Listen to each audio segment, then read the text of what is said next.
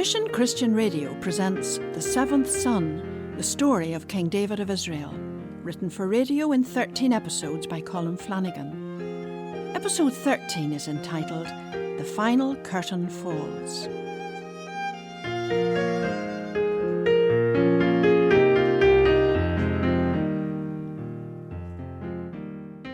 It has been a turbulent story, the life of my brother David. Plenty of high points, plenty of lows. Bravery, cowardice, love, hatred, they're all there.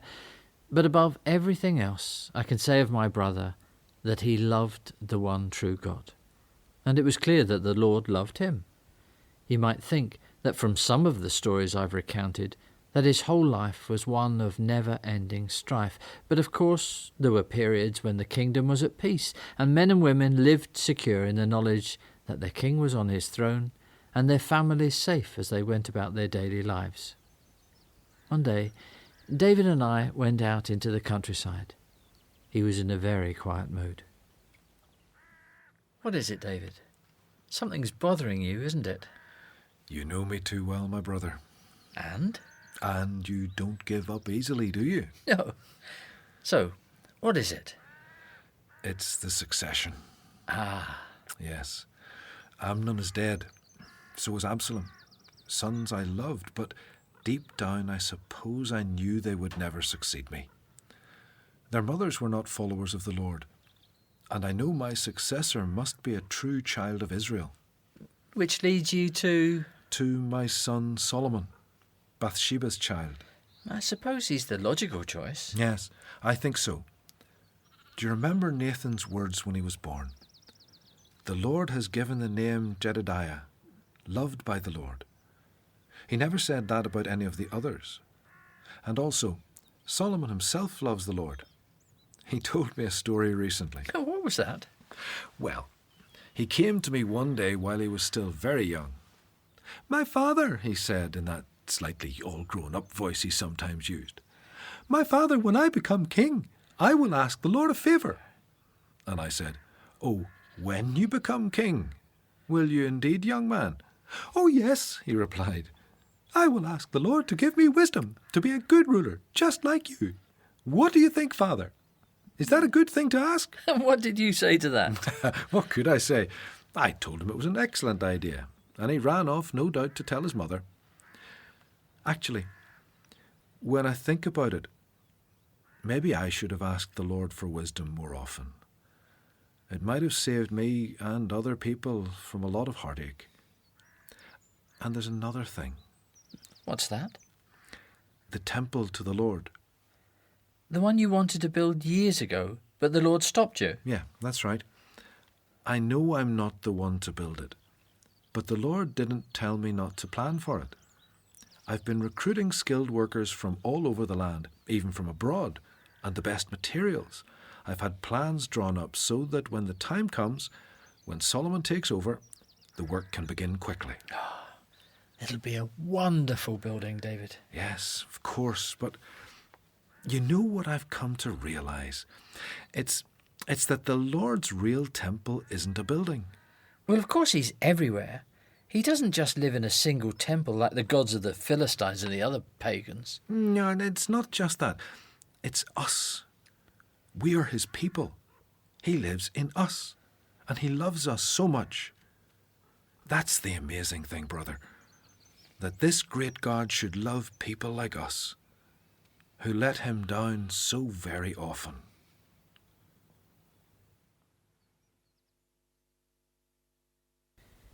We fell silent for a long time after David said that.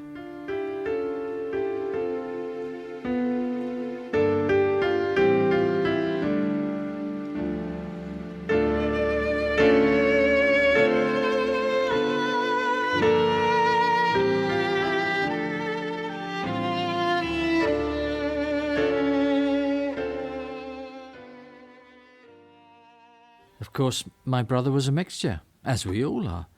He could be ferocious in battle and to his enemies, and yet sometimes he would forgive people who'd really hurt or betrayed him. Take Shimei, for example. At the time of Absalom's rebellion, this man met David as he was in headlong flight away from Jerusalem, and he hadn't a good word for his fleeing king. Take that, you murderer, and that, you good-for-nothing! The Lord is paying you back now for killing Saul's family.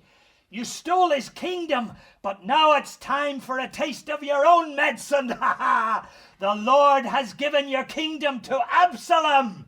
You murderer! That's why you're in such trouble. You were warned. Your Majesty, this man is a worthless dog. How dare he? Murderer. Why do you allow him to curse at you like that? I'll go over to him and remove his big mouth from his shoulders. No, Joab, no. You and your brother Abishai are just the same. Kill. It won't solve anything. Maybe Shimei is right. If the Lord has told him to curse me, who are you to tell him to stop, let alone kill him? My own son is trying to kill me, so why shouldn't one of Saul's tribe want to kill me as well? You were warned. Let him curse me. Perhaps the Lord did tell him to, but maybe when the Lord sees the trouble I'm in, he'll have some pity on me instead of cursing me. The Lord is paying you back now for And so on they went, Joab and Abishai muttering beneath their breath. But they didn't touch Shimei. You'd think that would have been the end of it. But no, because when the rebellion was over and David was once again restored to his throne, who should appear one day but this same Shimei? Your Majesty, I beg you not to punish me. I know I was wrong. Please forgive and forget my foolish words as you were leaving the city. I was totally out of order. I would like to be the first of my tribe to greet you now, and you dog! You cursed the king! And now you have the nerve to come here. You should die, and so help me! Joab, enough. Here you go again. Leave it. Is it your job to tell me who has done wrong? I've been made king of all Israel today, and no one will be put to death as a result of it. There's been too much killing already. Shimei, you will never die at my hand. Go in peace. It was remarkable. David seemed to me to be trying to behave as he believed the Lord had behaved towards him, forgiving him each time he went wrong, yet remaining true to his promises. I must admit, I found it hard to forgive like that, just as Joab did.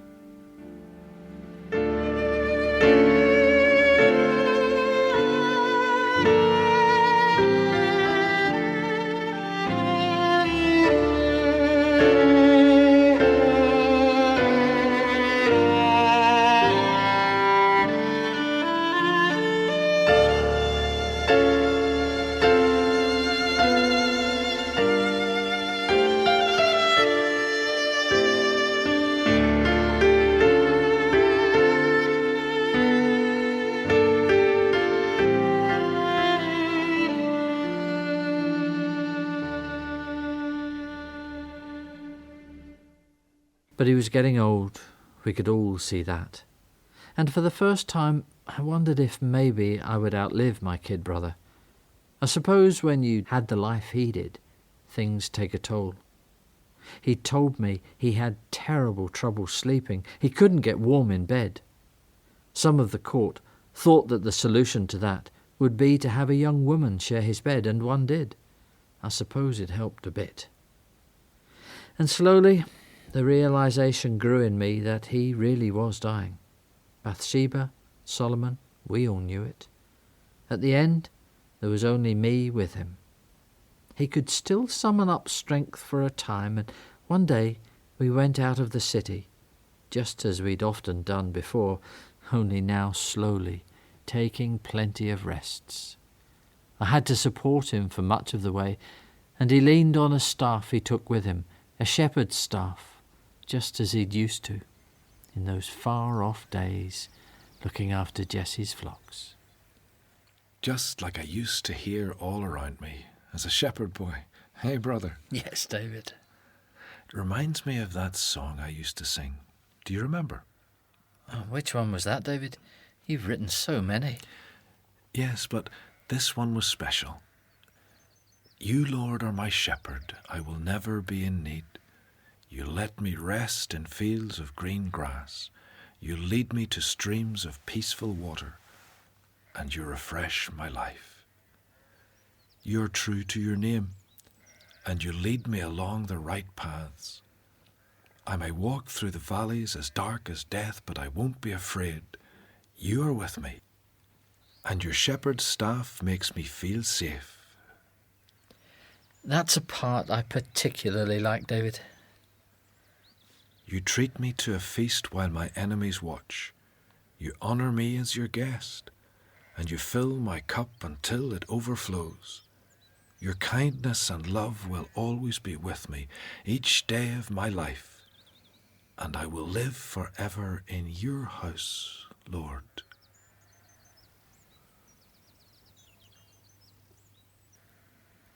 I can leave it now, you know.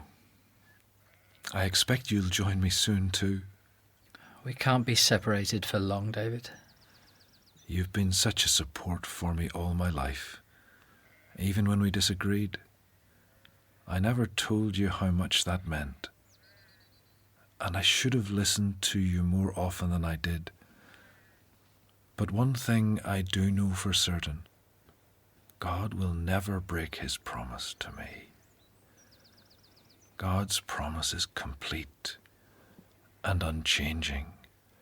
He will always help me and give me what I hope for.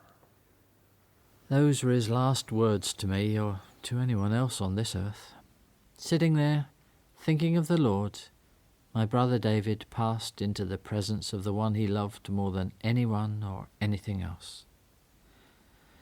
The sun began to go down, and I sat on, watching its red light until it disappeared behind the hills.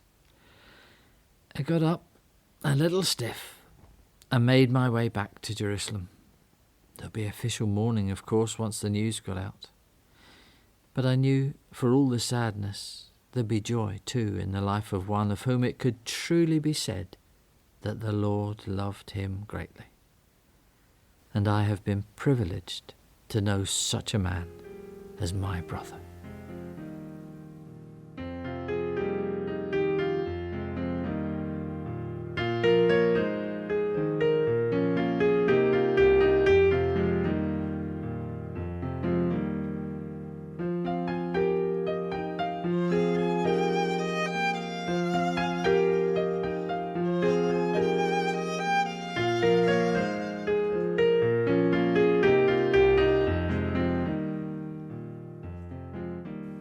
In episode 13 of The Seventh Son, the narrator and seventh son was played by John Lander and King David by Drew Gibson.